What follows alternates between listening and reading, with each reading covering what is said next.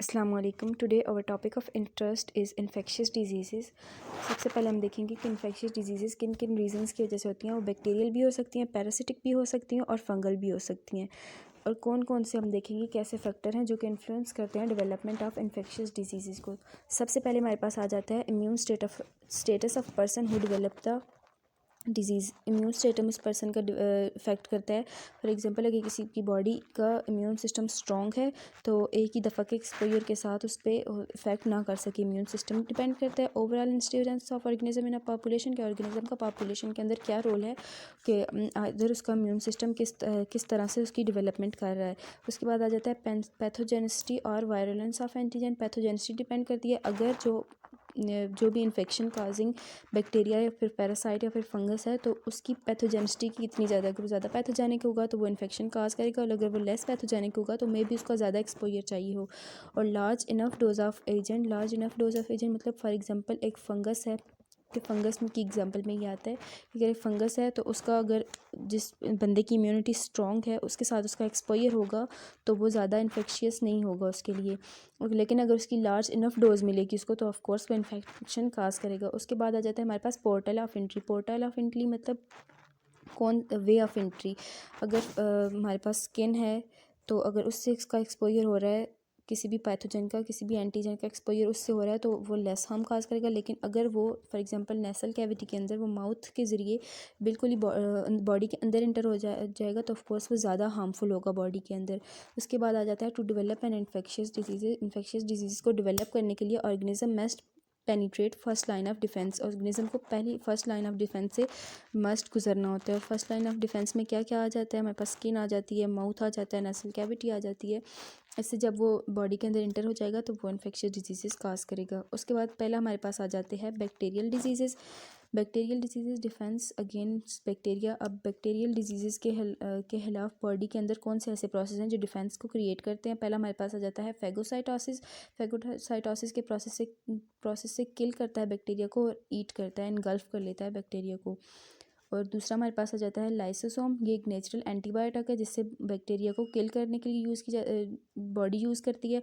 उसके बाद microbe can escape phagocytosis. अगर बैक्टीरिया माइक्रोब्स बॉडी के अंदर एस्केप हो गए हैं फैगोसाइटोसिस के प्रोसेस से भी और लाइसोसोम के प्रोसेस से भी तो कौन सी ऐसी रीजंस हैं जिसकी वजह से वो इस फैगोसाइटोसिस के प्रोसेस से एस्केप हो गए हैं।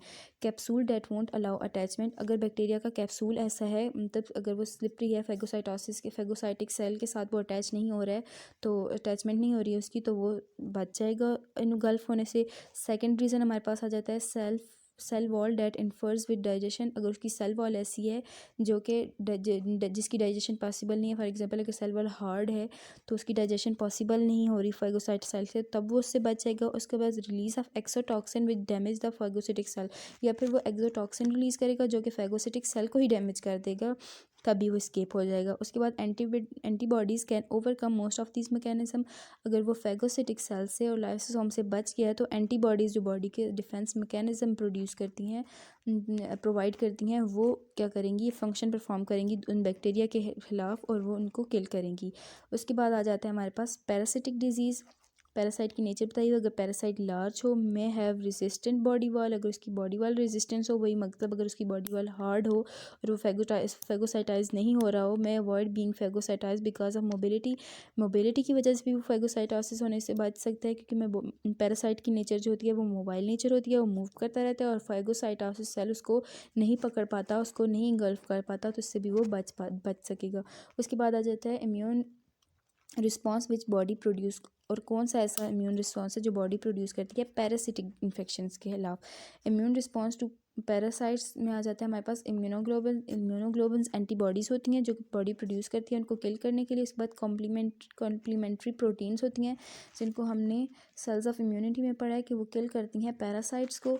और उसके बाद आ जाती हैं antibodies, cell mediated antibody produce करती है और साइटोटॉक्सिक डिफेंस प्रोड्यूस करती है। उसके बाद हमारे पास आ जाता है सेल डिफेंस के अंदर आ जाता है टी सेल्स और साइनोफिल्स जो कि सेल्स हैं, इम्यूनिटी के सेल्स हैं जो कि प्रोवाइड करते हैं इम्यूनिटी बॉडी के अंदर। उसके बाद हमारे पास आ जाता है fungal diseases. Most are superficial but some are systematic.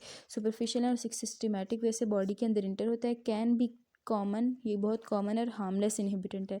इतना ज़्यादा ये हार्मफुल नहीं होता बॉडी के लिए। और inhibitant of skin and mucous membrane under normal condition. अगर किसी इंसान की बॉडी, ह्यूमन की बॉडी अगर जो है उसकी स्ट्रॉन्ग इम्यूनिटी है, तो वो उस बॉडी के अंदर इतनी जल्दी इन्फेक्शन काज नहीं करेगा, ये हार्मलेस होगा उस बॉडी के अंदर।